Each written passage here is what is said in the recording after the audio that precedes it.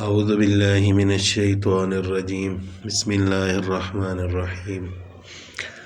وَاضْرِبْ لَهُم مَثَلَ الرَّجُلَيْنِ اے نبی صلی اللہ علیہ وسلم ان لوگوں کے سامنے دو آدمیوں کی مثال بیان کیجئے، ان کو دو آدمیوں کا حال سنا دیجئے۔ جَعَلْنَا لِأَحَدِهِمَا جَنَّتَيْنِ، ان میں سے ہم نے ایک کو جنتین من اعناب، انگور کے دو باغات عطا فرمائے تھے۔ وحففناہما بنخل، اور ان انگور کے باغوں کو ہم نے کھجور کے درختوں سے گھیرا ہوا تھا، یعنی انگور کے باغ تھے اور ارد گرد کھجور کے درخت تھے۔ وجعلنا بینہما زرعا،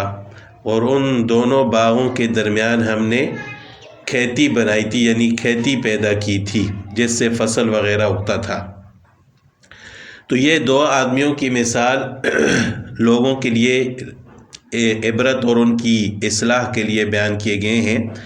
کہ ایک اللہ تعالیٰ پر ایمان لانے والا تھا اور ایک کفر کرنے والا، شرک کرنے والا تھا۔ تو اگرچہ شرک کرنے والے کو اللہ تعالیٰ نے دنیا کی ہر نعمت عطا فرمائی تھی، لیکن اس نے اللہ تعالیٰ کی ناشکری کی تو اللہ تعالیٰ نے اس کی سب نعمتیں جو اللہ تعالیٰ نے اس کو عطا فرمائی تھیں وہ سب کی سب تباہ کر دیں اور وہ خالی ہاتھ رہ گیا۔ اور دوسرا وہ تھا کہ جس کو اللہ تعالیٰ نے دنیاوی نعمتیں تو زیادہ نہیں عطا کی تھیں، لیکن وہ اللہ تعالیٰ پر ایمان لانے والا تھا، اللہ تعالیٰ کا شکر ادا کرنے والا تھا، تو اللہ تعالیٰ نے اس کو دنیا میں بھی عزت عطا فرمائی اور آخرت میں بھی اس کا انجام بہتر ہوگا۔ تو انہی دو آدمیوں کا حال بیان کرتے ہوئے اللہ تعالیٰ فرماتے ہیں کہ ان میں سے ایک ایسا تھا جس کو انگور کے دو باغات عطا کیے گئے، اور ان انگور کے باغوں کے ارد گرد کھجور کے درخت تھے، ہم نے ان کو گھیرا ہوا تھا باغوں کو، اور ان کے درمیان کھیتی تھی۔ کلتا الجنتین آتت اکلہا، دونوں باغ اپنا خوب پھل دیتے تھے۔ ولم تظلم منہ شیئا، اور ان میں سے کوئی باغ بھی اپنا پھل گھٹاتا نہیں تھا۔ وفجرنا خلالہما نہارا، اور ہم نے ان دونوں کے درمیان ایک نہر جاری کی تھی۔ وکان لہ ثمر، اور اس آدمی کو مال و دولت بھی خوب ملا تھا، ثمر پھل کو بھی کہتے ہیں، اور اس کے علاوہ دوسری مال و دولت پر بھی اس کا اطلاق ہوتا ہے، یعنی ہر قسم کی نعمت اللہ تعالیٰ نے اس کو عطا فرمائی تھی۔ تو ان نعمتوں کو دیکھ کر فقال لصاحبہ وہو یحاورہ، اپنے ساتھی دوسرے ساتھی سے بات کرتے ہوئے کہنے لگا، انا اکثر منک مالا،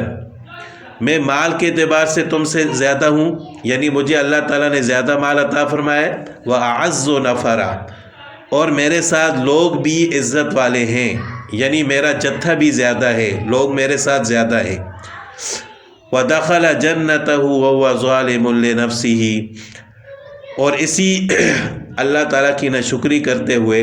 اپنے باغ میں داخل ہوا جب کہ وہ اپنی جان پر ظلم کر رہا تھا۔ کہنے لگا، قال ما اظن ان تبید هذه ابدا، میں تو نہیں سمجھتا کہ کبھی یہ باغ خراب ہوگا، یعنی کبھی اللہ تعالیٰ مجھ سے یہ نعمت چھینے گے نہیں، یہ ہمیشہ میرا ہے۔ وما اظن الساعة قائمة، اور میں نہیں سمجھتا کہ کبھی قیامت قائم ہوگی۔ ولئن رددت الى ربی، اور اگر میں پہنچا دیا گیا اپنے رب کے پاس، لأجدن خیرا منہا منقلبا، تو میں اس کے پاس اس سے بھی بہتر پاؤں گا۔ قال له صاحبہ وهو یحاورہ، جب اس نے اس طرح اپنی نعمتوں پر اللہ تعالیٰ کی ناشکری کی، اتنی زیادہ نعمتیں ہونے کے باوجود اس نے یہ کہا کہ نہ تو یہ میرا باغ کبھی ضائع ہوگا نہ کبھی قیامت قائم ہوگی، تو اس پر اس کا جو دوسرا ساتھی تھا ایمان والا، اس نے اس سے فرمایا، قال له صاحبہ وهو یحاورہ، اس کے ساتھی نے اس سے بات کرتے ہوئے کہا، اکفرت بالذی، کیا تو منکر ہو گیا، تو انکار کرتا ہے اس ذات کا، خلقک من تراب، جس نے تمہیں پیدا کیا مٹی سے، یعنی آپ کے دادا آدم علیہ السلام کو مٹی سے پیدا فرمایا، ثم من نطفۃ، پھر نطفہ سے پیدا فرمایا، ثم سواک رجلا، پھر آپ کو ایک مناسب آدمی بنا دیا، برابر یعنی ایک خوبصورت شکل میں۔ لیکن هو اللہ ربی، بلکہ میں تو یہی کہتا ہوں کہ وہ اللہ میرا رب ہے، ولا اشرک بربی احدا، اور میں اپنے رب کے ساتھ کسی کو شریک نہیں کرتا۔ ولولا اذ دخلت جنتک، تو اس کے دوسرے ساتھی نے اس تکبر کرنے والے کو کہا کہ جب تو باغ میں داخل ہوا، جنتک اپنے باغ میں داخل ہوا، تو نے یہ کیوں نہیں کہا قلت ما شاء اللہ لا قوت الا باللہ، کہ جو اللہ چاہے، کسی کی طاقت نہیں سوائے اللہ تعالیٰ کے۔ یعنی آپ کو تو اپنی نعمتوں کو جو اللہ تعالیٰ نے آپ کو عطا فرمائی تھی، اتنے خوبصورت باغات دیکھ کر آپ کو ما شاء اللہ لا قوت الا باللہ کہنا چاہیے تھا، آپ نے تو الٹا تکبر کر دیا۔ اور ما شاء اللہ لا قوت الا باللہ بھی ایک ایسا جملہ ہے کہ حضرت انس رضی اللہ تعالیٰ عنہ سے روایت فرماتے ہیں کہ رسول اللہ صلی اللہ علیہ وسلم نے فرمایا، جو شخص کوئی چیز دیکھے اور وہ اس کو پسند آئے، تو اگر اس نے یہ کلمہ کہہ لیا ما شاء اللہ لا قوت الا باللہ، تو اس کو کوئی چیز نقصان نہیں پہنچائے گی، یعنی اس کو نظر بد وغیرہ نہیں لگے گی۔ تو اسی وجہ سے اس ساتھی نے بھی اپنے دوسرے کافر اور منکر ساتھی سے کہا کہ آپ کو یہ کہنا چاہیے تھا ما شاء اللہ لا قوت الا باللہ، تو آپ نے کہا کہ میرا باغ تو کبھی ضائع نہیں ہوگا، کبھی قیامت قائم ہی نہیں ہوگی، جبکہ آپ کو یہ کہنا چاہیے تھا کہ جو اللہ تعالیٰ چاہیں پیدا کرتے ہیں، اللہ تعالیٰ جو جس کو چاہے عطا کرتے ہیں، اللہ کے علاوہ کسی کی طاقت نہیں۔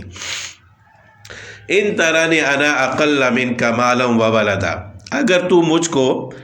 اپنے سے مال اور اولاد میں کم دیکھتا ہے،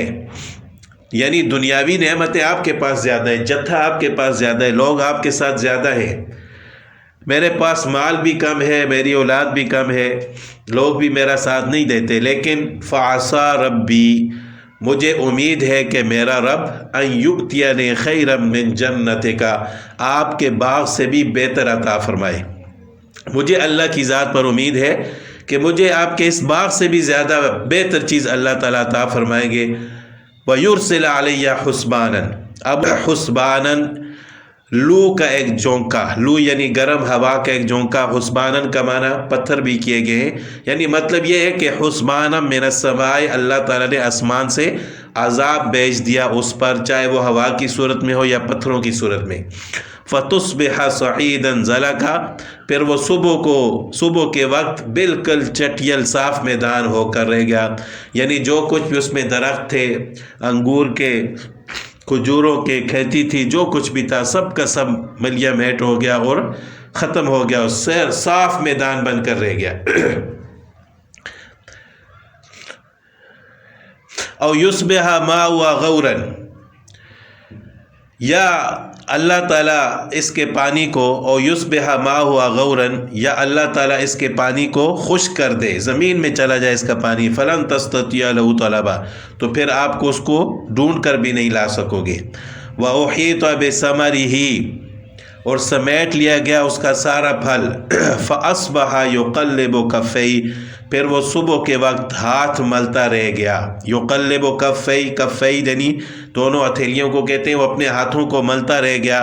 علی اس پر، ما انفق فیہا، جو اس نے اس باغ میں خرچ کیا تھا، وَهِيَ خَاوِيَةٌ عَلَى عُرُوشِهَا، وہ اس کا باغ اپنی چھتریوں پر گرا پڑا تھا، وَيَقُولُ يَا لَيْتَنِي، اور وہ کہنے لگا کہ کاش لم اشرک بربی احدا، کہ میں اپنے رب کے ساتھ شریک نہ کرتا۔ وَلَمْ تَكُنْ لَهُ فِئَةٌ، جب وہ پہلے کہہ رہا تھا کہ میرے ساتھ جتھا زیادہ ہے، مالا وَأَعَزُّ نَفَرًا، مجھے مال زیادہ دیے گئے ہیں، مجھے لوگ زیادہ دیے گئے ہیں، تو اب